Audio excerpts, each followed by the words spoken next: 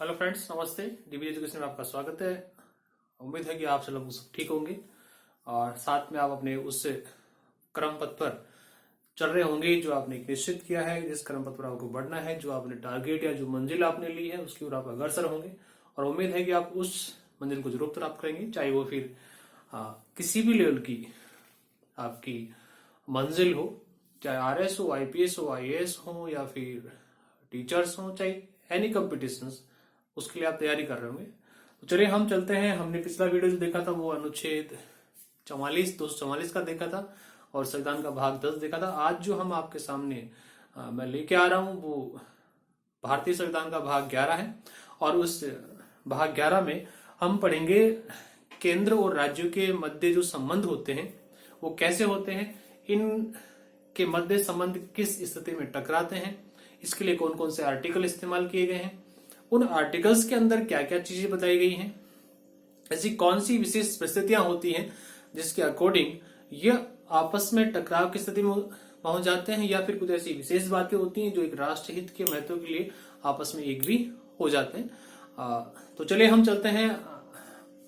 अनुच्छेद 245 से लेकर 255 तक हम बात करेंगे और संविधान का भाग 11 पढ़ेंगे और इसका जो भाग है वो इसका नाम है संघ और राज्यों के बीच संबंध की बात कर लेंगे। और इसमें अध्याय दे रखा है, पहला अध्याय दे रखा है संविधान भाग 11 में दे रखा है विधायी संबंध और शक्तियों का वितरण, ये इस अध्याय का नाम है। तो सबसे पहले हम चले तो हमारे सामने आता है अनुच्छेद 245। कौन सा आता है? अनुच्छेद 245 आता है। तो इसमें दे रखा है फ्रेंड्स कि संसद एवं राज्य विधानमंडलों के द्वारा बनाई गई विधियों का विस्तार। सबसे पहले तो हमारे सामने यही आता है कि केंद्र स्तर पर संसद और राज्य स्तर पर विधानमंडल या राज्य विधायिका जो भी ये कानून बनाते हैं उन कानूनों का विस्तार किया जाता है।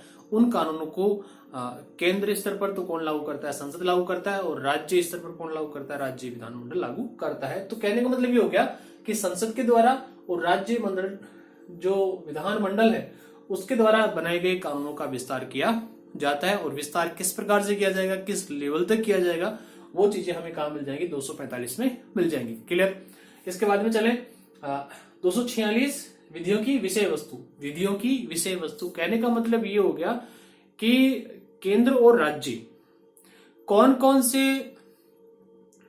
विषयों पर कानून बनाएंगे, उनके लिए कौन कौन सी विषय वस्तु होगी, उनके लिए विषय कौन कौन से डिसाइड किए जाएंगे। हमें पता है, हम पढ़ते आए हैं, फिर भी मैं आपको थोड़ा सा बता दूं कि जो विषय वस्तु है उसको 3 भागों में बांटा गया है। ये आपको पता है कि संघ सूची जिसे हम कहते हैं, राज्य सूची जिसे हम कहते हैं और समवर्ती सूची जिसे हम कहते हैं। बाकी अवशिष्ट विषय भी होते हैं।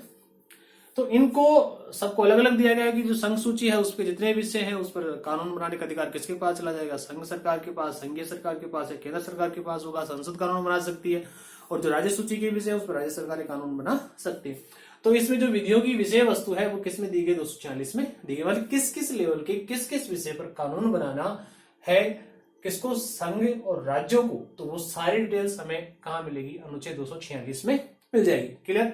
इसके बाद 247 देखें। 247 दे रखा है कुछ अतिरिक्त न्यायालयों की स्थापना का उपबंध करने की संसदीय शक्ति।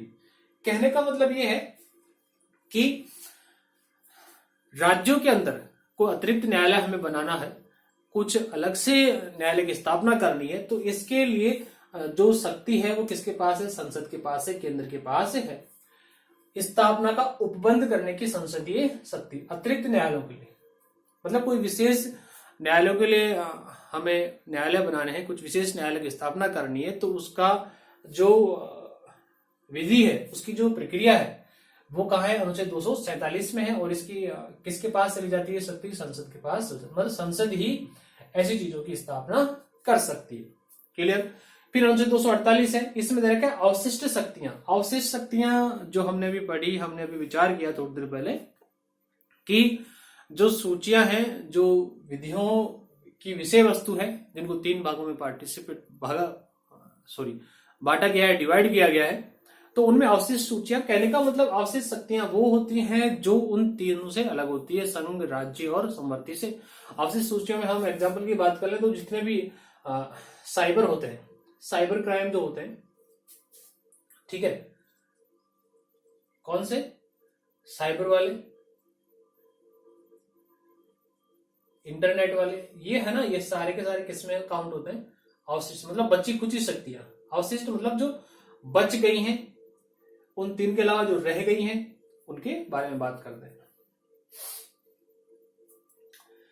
फिर है 249, इसमें देखा राज्य सूची के विषयों पर कानून राष्ट्र हित में संसद के पास चला जाता है। कि राज्य सूची जो है उस पर कानून बनाने का अधिकार तो किसके पास है? राज्यों के पास है। लेकिन अगर राष्ट्र हित की बात जहां आए, राष्ट्र हित संबंधित कोई मामला आ जाए, जो राष्ट्र हित में जरूरी है वो कानून बना, तो ऐसे कानून बनाने की शक्ति राज्यों से छीनकर, राज्यों से लेकर कहां चली जाती है? संसद के पास चली जाती है। और उन पर कानून बनाने का अधिकार किसके पास होता है? संसद के पास होता है। कहने का मतलब ये हो गया फ्रेंड्स कि जो संसद है वो क्या कर सकती है? इन पर कानून बना सकती है। किसका हवाला देकर? राष्ट्रहित का हवाला देकर राष्ट्रहित की बात करके। साथ में देखो 250 दे रखा है अनुच्छेद, उसमें देखा आपातकाल में सभी विषय संसद के अधीन हो जाते हैं। इसमें यह बताया गया कि एक तो 249 है, उसमें राज्य सूची के विषय पर कानून बना सकता है, और साथ में 250 है आर्टिकल, उसमें यह कहा गया कि जो इमरजेंसी कॉलिंग होती है, आपातकाल जो होता है, उसके दौरान सभी विषय, मतलब कहने का मतलब हम इनडायरेक्टली कह सकते हैं कि राज्यों के सारे अधिकार कहां चले जाते हैं? केंद्र के पास चले जाते हैं। उन पर सब पे कानून बनाने का अधिकार किसके पास होता है? केंद्र के पास होता है। और अनुच्छेद 251 इसी की बात करता है। अनुच्छेद 251 इन दोनों की ही बात करता है, 249 की और 250 की। ये कह रहा है कि 249 और 250 दोनों में क्या होती है? असंगति होती है। दोनों के कारण राज्यों और केंद्र के मध्य क्या हो जाते हैं? विवाद उत्पन्न हो जाते हैं, क्योंकि इससे राज्यों की क्या छीन जाती है? स्वतंत्रता छीन जाती है। जो एकाधिकार जैसा वाली बात होती है, जो निर्णय वाली बात होती है, वो क्या हो जाती है? उनसे छीन ली जाती है। तो ऐसी स्थिति में इन दोनों के बीच में क्या होती है? असंगति, सहमति नहीं बन पाती है इन दोनों को लेकर। किसके? 249 और 250 को लेकर 251 में इन दोनों पर क्या नहीं बन पाती? सहमति या संगति नहीं बन पाती।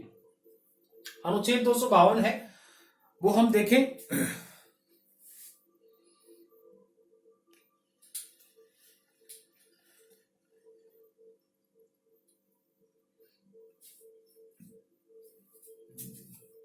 अनुच्छेद 252 देख ले हम। 2 या 2 से अधिक राज्यों के लिए उनकी सहमति से विधि बनाने की शक्ति संसद के पास, इसको अन्य राज्यों द्वारा अंगीकार करना। कहने का मतलब ये हो गया फ्रेंड्स कि अनुच्छेद 252 है वो स्पष्ट ये कहता है कि 2 या 2 से अधिक राज्य हैं, 2 या 2 से अधिक राज्य हैं, वो आपस में सहमत होते हैं और सहमति के दौरान ये कहते थे कि हमारे जो विषय हैं, हमारे लिए जो कानून है वो कौन बनाएगी? सरकार बनाएगी। कौन सरकार? केंद्र सरकार बनाएगी। इसमें देखा 2 या 2 से अधिक राज्यों के लिए उनकी सहमति से, जैसे मान लो यार हरियाणा और पंजाब है, उनके लिए कानून बनाने की जो सहमति है इन दोनों ने दे दी है। किसको? केंद्र सरकार को दे दी है। और केंद्र सरकार क्या करती है? तो उस पर कानून बना लेती है। संसद इन पर क्या बना लेती है? कानून बना लेती है। तो इसको अन्य राज्यों द्वारा अंगीकार करना, और साथ में जो कानून बनाया जाता है 2 राज्यों की सहमति से, उस कानून को बनने के बाद जो अन्य राज्य हैं वो भी क्या कर सकते हैं? अंगीकार कर सकते हैं, स्वीकार कर सकते हैं, उसको अपना सकते हैं। ठीक है, ये 2 चीजें हमें सबसे ध्यान रखनी पड़ेगी कि 2 या 2 से अधिक राज्य सहमत होकर क्या कर दें? संसद को एक अधिकार दे कि वो कानून बनाए, और उन कानूनों को बनने के बाद उन कानूनों को कोई दूसरा अन्य राज्य क्या कर ले? अंगीकार कर ले, स्वीकार कर ले। ऐसी चीजें किसमें दी गई? अनुच्छेद 252 में दी गई है। हम इधर चले तो अनुच्छेद 253, अनुच्छेद 253 ये कह रहा है कि अंतर्राष्ट्रीय करारों को लागू करने के प्रावधान। कहने का मतलब होता है कि केंद्र स्तर पर और राज्य स्तर पर कोई अंतर्राष्ट्रीय करार होते हैं, संधियां होती हैं, समझौते होते हैं, तो उनको लागू करने का प्रावधान किसमें दिया गया? अनुच्छेद 253 में दिया गया है। चाहे वो केंद्र स्तर पर हो, चाहे फिर वो राज्य स्तर पर हो। राज्य स्तर पर होता है तो राज्यों में लागू होगा, और केंद्र स्तर पर होता है तो संपूर्ण भारत में लागू होगा। कहने का मतलब ये हो गया कि जो भी अंतर्राष्ट्रीय स्तर पर समझौते किए जाएंगे वो सारे के सारे उनकी डिटेल्स, उनको किस प्रकार लागू किया जाएगा, प्रावधान कैसे किए जाएंगे, किसके साथ किए जाने हैं, किस लेवल तक किए जाने, वो हमें कहां मिलेगा? 253 में मिलेगा। इसके बाद देखिए अनुच्छेद 254 ये कह रहा है कि संसद विधियों एवं राज्य विधियों में असंगति। कहने का मतलब यह है कि मान लीजिए कोई एक ही कानून है और उन कानूनों में डिफरेंस है। वही कानून राज्य बना रहे हैं और वही कानून केंद्र बना रहे हैं, लेकिन उनको बनाने की प्रक्रिया, उनके जो नीति नियम है, उनमें जो कानून बनाने की जो विधि है, दोनों में क्या है, अलग अलग है। कोई जैसे मान लीजिए कृषि कानून ही मान ले हम थोड़ी देर के लिए। जो कृषि कानून है, एक तो राज्य सरकारें बना रही है, एक केंद्र सरकार बना रही है। राज्य सरकार अपने हिसाब से किसानों को छूट दे रही है और केंद्र सरकार अपने हिसाब से उनको टैकल कर रही है। तो कहने का मतलब क्या होगा, डिफरेंस हो गया दोनों में। एक ही कानून को लेकर अलग अलग विचार सामने आते हैं। तो ऐसी जानकारी हमें कहां मिलेगी, 254 में मिलेगी। कह रहा है कि संसद विधियां, जो संसद के द्वारा कानून बनाए जाते हैं और राज्यों के द्वारा जो कानून बनाए जाते हैं, उनमें अक्सर क्या पाई जाती है, असंगति पाई जाती है। उनमें आपस में क्या नहीं होता, मेल मिलाप नहीं होता, हमेशा असहमति बनी रहती है। और उन असहमति से छुटकारा पाने के लिए अनुच्छेद 254 का प्रयोग करते हुए हम उनका क्या कर सकते हैं, समाधान कर सकते हैं। फिर अनुच्छेद 255 है सिफारिशें और पूर्व मंजूरी के बारे में अपेक्षाओं के केवल प्रक्रिया के विषय मानना। मतलब ये हो गया फ्रेंड्स कि हम देखें तो समझे तो कह सकते हैं कि मान लीजिए केंद्र में कोई कानून बन रहा है, ठीक है, केंद्र में कोई कानून बन रहा है और उस कानून बनने से पहले कोई सुझाव लिए जाते हैं राज्यों से। तो राज्य सुझाव देते हैं, अपनी सिफारिशें उनके सामने रखते हैं या सहमति के द्वारा कोई सिफारिशें दी जाती हैं। राज्यों की अपेक्षाएं जो होती हैं, राज्यों की जो अपेक्षाएं होती हैं उनको वहां रखा जाता है, उनको मंजूरी मिल जाती है। लेकिन क्या नीचे दे रखा है, केवल प्रक्रिया के विषय मानना। मंजूरी के बारे में अपेक्षाओं के केवल प्रक्रिया के विषय मानना। अब उन्हें रखना है या नहीं रखना है, केवल क्या मानेंगे, प्रक्रिया का विषय मानना जाएगा, इसके अलावा कुछ नहीं माना जाएगा। मतलब कहने का मतलब ये हो गया कि केंद्र पर डिपेंड होता है कि वह उन चीजों को माने या नहीं माने। तो हमारा जो संविधान का भाग 11 था, उसका अध्याय फर्स्ट, राज्य, केंद्र और राज्यों के बीच संबंध और शक्तियों का वितरण, वो हमने पढ़ा और आई होप कि आपको समझ में आया होगा। मैंने मेरी तरफ से पूरी कोशिश की। फिर भी अगर आपको लगता है कि हमें समझ में नहीं आया तो आप कमेंट्स बॉक्स के माध्यम से जो भी लेवल आपको समझ में नहीं आता है मुझसे पूछिए, मुझसे डिस्कस करें। आप जितना सपोर्ट मुझे करेंगे मैं उतना ही इंक्रीजमेंट होगा और आपको अच्छा बनाने की कोशिश करूंगा। अगर वीडियो अच्छा लगे तो लाइक और शेयर करें, चैनल को सब्सक्राइब करें, प्लीज आप सपोर्ट करें। जय हिंद, जय भारत।